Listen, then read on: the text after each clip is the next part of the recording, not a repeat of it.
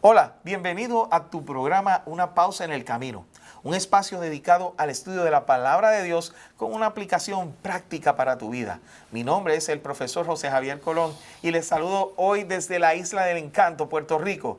Esta semana estaremos estudiando un tema muy importante titulado El tercer viaje misionero. Pero antes de iniciar, les invito a tener una palabra de oración con el pastor Héctor Matías. Oramos, Señor y Padre nuestro, gracias por tu bondad, gracias por tu palabra. Guíanos en la misma, Señor, y concédenos la gracia y poder del cielo para serte fieles y obedecer la misma. En el nombre bendito de Jesús nos pedimos todo. Amén, amén, amén. Bueno, qué bueno estar juntos otra vez. Gracias, José Javier, nuevamente. Un placer. Y a los amigos televidentes de Loma Linda Broadcasting Network. Qué bueno, ¿verdad? Poder hablarle a tantas personas que quieren estudiar la palabra de Dios de una manera diferente. Y hablando de una manera diferente, normalmente cuando se habla del paganismo, se habla de la Edad Media o de Edad Antigua. Y sin embargo, no hablamos de la palabra paganismo hoy. Hoy somos como que el paganismo no existe. El paganismo dejó de existir, existe. No, de diferentes formas ha existido.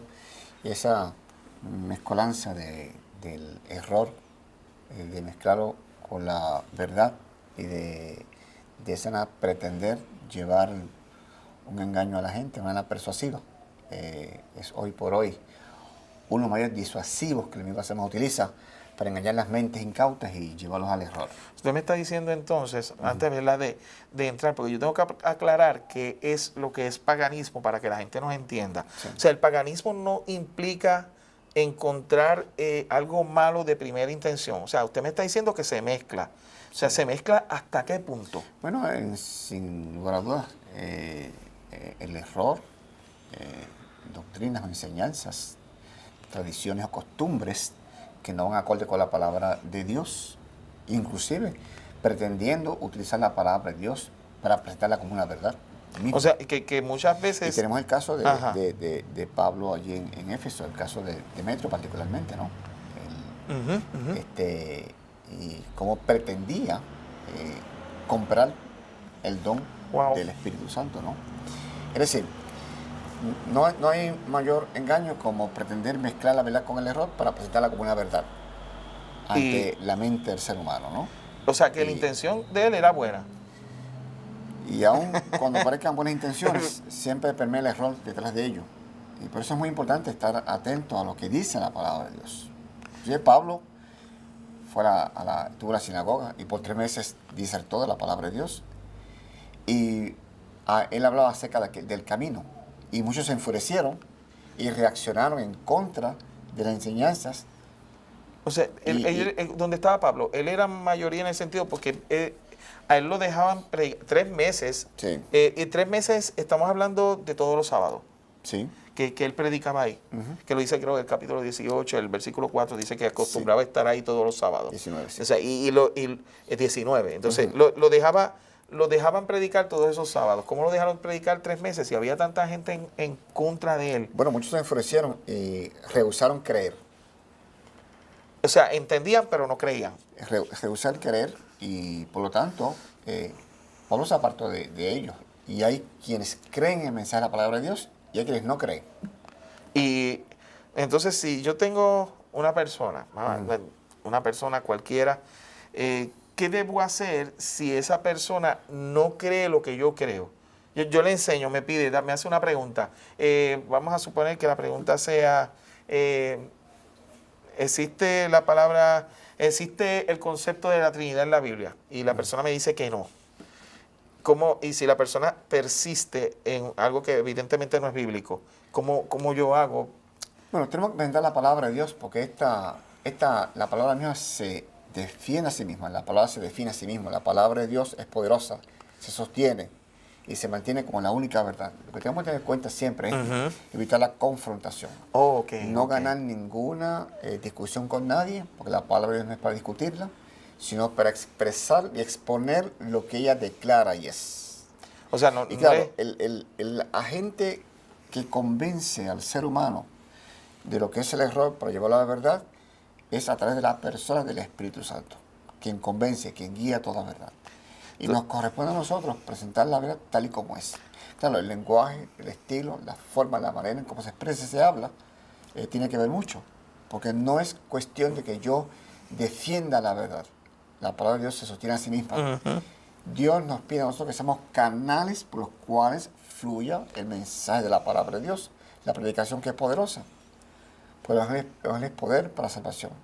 Y cuando se expone la palabra de Dios tal y como es, la palabra de Dios tiene poder para convencer, para guiar del error, de las tinieblas a la luz, a todo ser humano. O sea, que mi actitud debe ser como la de Pablo, como usted me dice. O sea, si yo estoy con una persona, estoy hablando y noto que la persona se frustra o alza la voz o siente que está perdiendo, está ganando, cualquiera de las dos, mi deber como cristiano no es seguir enfrentándome a ella, sino Bueno, es que apartar. ese ambiente que estás describiendo no es un ambiente en la cual permea la dirección y la guía del Espíritu Santo. Cuando Ok. estudiamos la palabra de Dios, lo primero que tenemos que hacer, ante todo eso, todas las cosas, es pedir la guía, instrucción del Señor. O sea, que cuando uno va a estudiar la Biblia con alguien, usted no parte, ok, vamos a leer Porque y ya. recordemos que la palabra de Dios nos habla.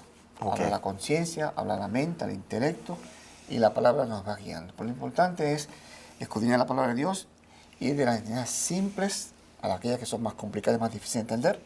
Y por lo tanto, que al exponer la palabra de Dios, que dejemos que sea esta la que nos guíe, y que yo no pretenda argumentar ni decir lo que yo quiero acerca de la palabra, sino que la palabra será la que nos guíe a nosotros al pedestal del conocimiento amplio y sublime Bueno, del mensaje de salvación y de vida eterna. estamos enteramente de acuerdo. Pero, por ejemplo, si una persona viene y te dice, pues no, es que lo que pasa es que estás haciendo las cosas suavecito, hay que predicar la verdad y se acabó y hay que señalar el pecado por su nombre. Yo he oído todas estas expresiones, hay que decir la verdad, hay que señalar el pecado por su nombre. Y no importa lo que sea, tenemos que enfrentarnos directo, usted no puede ocultar nada. Bueno, nosotros no somos el agente persuasivo, sino el Espíritu Santo. Somos los canales por los cuales debe fluir la palabra de Dios. Y Dios dice en su palabra que seamos sabios para con los de afuera. Muy importante. La palabra de Dios, que es útil, que redarguye, que instruye, que guía, es de supremo poder. Y dejemos que ella sea la que hable. Nosotros nos encargamos de poner en sus manos para que Dios nos use como sus instrumentos, como canales por los cuales pueda fluir el mensaje de la palabra de Dios. Finalizando, me gustaría que usted me enseñara, ¿verdad? Desde el punto de vista más teológico, ¿cómo ustedes miran a Pablo? Persuadiendo, argumentando, según su experiencia personal y lo que ha estudiado. Para mí hay dos personajes en la Biblia que son para mí únicos, ¿no? Hay muchísimos, pero para mí Moisés y Pablo. Okay. Y Pablo, el gran predicador dado en el cristianismo, que persuadía, que predicaba con poder, con eficacia, ya su experiencia de la cual vino, su conversión, transformó a Pablo en un instrumento para el Señor de poder y de gracia hasta sus últimos días.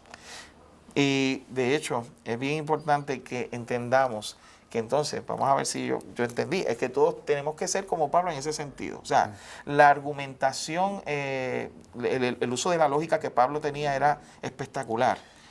¿No? Y para Pablo decía, su máxima predicación era a Cristo y este crucificado, exaltar el Calvario. Ese era el centro. Ese era el centro como tiene que ser siempre. Y nosotros tenemos que tener ese mismo centro en toda nuestra vida. Así que te invitamos. ¿Ibas a decir algo, pastor? Bueno, la pasión y consagración eran elementos de la vida de Pablo, imbuidos por el Espíritu Santo, que los llevó a ser los grandes predicadores y que todos conocemos hoy por hoy